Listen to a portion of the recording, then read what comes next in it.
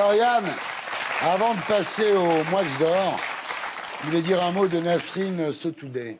Nasrin Sotoudeh est une avocate iranienne qui va faire 33 ans de prison et qui va prendre 148 coups de fouet pour être entrée dans un tribunal sans son voile et qui défend la cause des femmes en Iran. Et parfois, l'humour ne sert à rien. En l'occurrence, il ne servira à rien.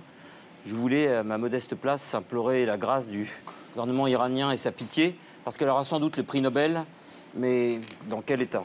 Ouais. Bon, on commence avec les Moix d'or, avec Ingrid Levavasseur.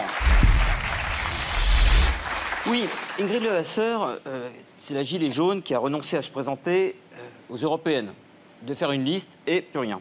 Tous les gilets jaunes renoncent. Alors il faudrait peut-être, Thierry, inventer le gilet jaune gonflable pour tous ces dégonflés. Virginie Calmels. Alors, Virginie Calmels, elle a renoncé à sa carrière politique. Il faut savoir qu'elle est rentrée en carrière politique en 2014. C'est comme si Mitterrand avait arrêté la sienne en 1947 ou si Sarkozy avait arrêté sa carrière politique en 1978, pour vous donner un... Elle a démarré avec Juppé. Oui. Donc elle retourne dans le privé et comme disait Salvador Dali de Paul Éluard, tant d'arrivisme pour si peu d'arrivage.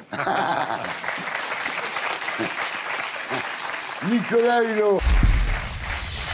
Nicolas Hulot a renoncé à tout effort quand il était ministre. C'est-à-dire qu'on a appris là récemment dans un livre intitulé « Les péchés capitaux de la politique » d'Olivier Beaumont, chez Flammarion, que Nicolas Hulot, qu'on aime bien par ailleurs, ne s'est jamais rendu, paraît-il, à la moindre rencontre avec des parlementaires. Il n'est jamais allé aux séances de nuit de l'Assemblée nationale. Il n'a jamais mis les pieds, paraît-il, ni à Bruxelles, ni à Strasbourg. Alors, c'est vrai qu'en cela, il a peu pollué dans les déplacements, on ne l'a pas vu. Donc, Très bon bilan carbone. Oui, c'est peut-être pour ça d'ailleurs. Donc, selon lui, il y a urgence à agir pour la planète, mais ça serait peut-être quand même bien qu'il sorte du pieu de temps en temps. C'est pas le climat qui se réchauffe, c'est sa couette. Et comme disait Jean-Yann, à la moindre difficulté, j'arrête tout. Très bien. Alors, Gaspard Ganterre. Alors, lui, c'était le conseiller de François Hollande à la grande époque. Ah oui, enfin, à la grande époque. À la... Tout ce qui a touché François Hollande est petit, à la petite époque. Parce que déjà, la petitesse, pour lui, c'est forme de grandeur. Gaspard Ganterre me fascine, lui. Alors, lui, il a renoncé à toute crédibilité. C'est-à-dire qu'il veut être maire de Paris. Et ces deux mesures phares, il a dû travailler pendant des mois pour cela. C'est 1, supprimer le périph' à Paris d'ici 15 ans. Et 2, de créer 10 000 places de crèche gratuites. Alors, comme disait Sioran, à la place du cerveau, on a la sensation d'une steppe. Gaspard Ganzer est un intrigant, un cynique, un ambitieux. Gaspard Ganzer n'était peut-être fait que pour une chose, conseiller le président Hollande. C'est vrai que c'est un destin ingrat, mais enfin, ce fut le sien. Alors, on sait désormais que sa dimension n'est ni nationale, ni municipale. En fait, sa dimension, Thierry, se confond avec la seule fonction qui lui sied, elle est domestique. Ah là là. Disney. Pourquoi Disney? Alors, Disney a renoncé à toute magie parce qu'aujourd'hui, tous les dessins animés qu'on a connus à notre époque sont adaptés en prise réelle. Ils transforment tous les dessins animés en films. Il y a eu le livre de la jungle, maintenant c'est Aladdin, avec Will Smith en génie qui sort de la lampe. Ouais. Alors, ce virage, à mon avis, n'est pas complètement innocent. C'est-à-dire qu'avant, on voulait échapper à la réalité par le dessin animé. Aujourd'hui, le dessin animé devient réalité, et ça rejoint vos théories, Thierry, que nous vivons dans un monde totalement disneylandisé.